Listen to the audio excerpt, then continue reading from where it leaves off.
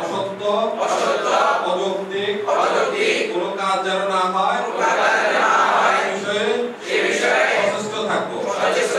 প্রতিষ্ঠান ও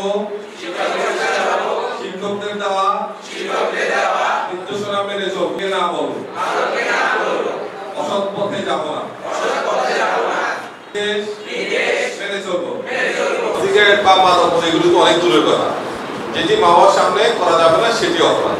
আমরা শুধুমাত্র প্রাথমিকভাবে অপরাধের এই সংখ্যা মেনে আমরা সবাই চলবো। তুমি যে পরিবেশে থাকবা, তুমি যদি ভালো, তোমার যদি সঙ্গ ভালো থাকে, যদি ভালো ছেলের সাথে থাকো, তাহলে সে ভালো বুদ্ধি দিবে, ভালো কাজ করবে, ভালো কাজ তুমিও করার সুযোগ হবে। আর তুমি যদি খারাপের সাথে মিশো, তুমি যদি মাদকাসক্তের সাথে মিশো, তাহলে তুমিও কি সেভাবে হবে। এই জন্য বন্ধু নির্বাচন করার ক্ষেত্রে, সহপাঠী নির্বাচন করার ক্ষেত্রে, কারোর সাথে বন্ধুত্ব করার ক্ষেত্রে খুব ইম্পর্টেন্ট একটা বিষয় কিন্তু এটা নির্বাচন করা। এই যে মাদকের প্রথম শর্ত কিন্তু সিগারেট।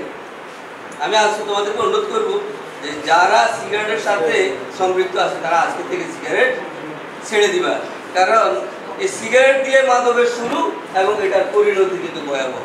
এই জন্য যেই কোনো নেশা, ওই যে পূর্বের কথায় আবার আসছে যায় যে যেটা সাধারণে করা যাবে না, বলা যাবে না, সেই জিনিসটা করাই অপরাধ।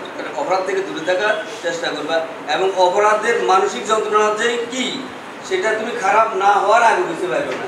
ভালো থাকা অবস্থা বুঝবে না যে খারাপের যন্ত্রণাটা কি।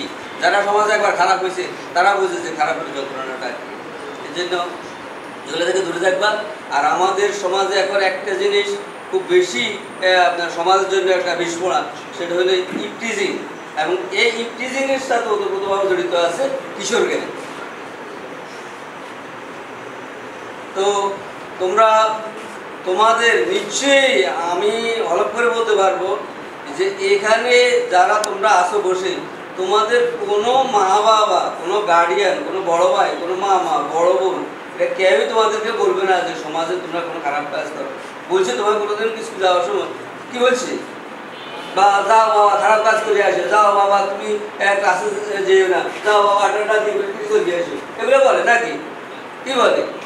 ঠিকমতো স্কুলে যাবা, ঠিকমতো লেখাপড়া করবা, মারামারি করবা না, সিগারেট খাবা না, এসব কথাগুলো তো বলে। তার মানে তোমার গার্ডিয়ান তোমাকে কোনো খারাপ কাজের জন্য উৎসাহিত করে বলে আমি মনে করি না এবং করার কথা না।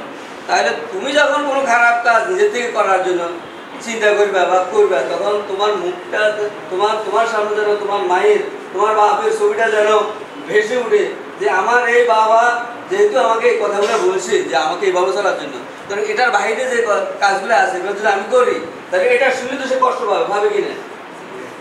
তাহলে সেই জিনিসগুলো চিন্তা করে তোমাদেরকে চলতে হবে। এবং আজকের শিশু আগামী দিনের ভবিষ্যৎ।